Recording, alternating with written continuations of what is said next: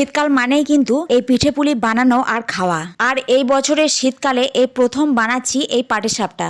পাটিসাপটা বানানোর জন্য এই যে ব্যাটার বানিয়ে নিয়েছি, ব্যাটার মধ্যে আছে 2 কাপ চালের গুঁড়ো, 1 কাপ ময়দা, হাফ কাপ মতো সুজি, 10 টাকা দামের 1 প্যাকেট পাউডার দুধ, সামান্য একটু নলেন গুড়, দুধ আর জল দিয়ে ভালো করে একটা ব্যাটার বানিয়ে নিয়েছি। আর এই যে দেখতে পাচ্ছেন পুরটাও আগে থেকে বানানো আছে আমার। একটা তাওয়া বসিয়ে তাওয়াটাকে ভালো করে গরম করে সামান্য একটু অয়েল ব্রাশ করে নিলাম। তারপর একটু ব্যাটার দিয়ে ভালো করে গরম হয়ে গেলে এই যে পুরটা ভরে দিলাম। তারপরে এই যে উল্টিয়ে দিচ্ছি, দেখুন সহজেই কিন্তু উল্টে যাচ্ছে, তার মধ্যে এতটুকু লাগছে না। আর আমি এটার মধ্যে ক্ষীরের পুর দিয়েছি। ক্ষীরের পুরটা আমি বানিয়েছি লিকুইড দুধ আর গুঁড়ো দুধ, যেটা ছিল সেটা হলো নলেন গুড়, এর মধ্যে কোনো চিনি অ্যাড করিনি। তারপর পুরটা বানিয়ে নিয়েছি। আর এই যে দেখুন আমার পাটিসাপটা গুলো তৈরি হয়ে গেছে। আর আমার মেয়ে চলে এসেছে টেস্ট করার জন্য। আমার মেয়ে বলবে এটা খেয়ে কেমন হয়েছে। আর পাটিসাপটা গুলো খেতে কিন্তু সত্যি দুর্দান্ত হয়েছিল, আমার তো খুব ভালো লেগেছে। আর আপনাদের কেমন লাগলো?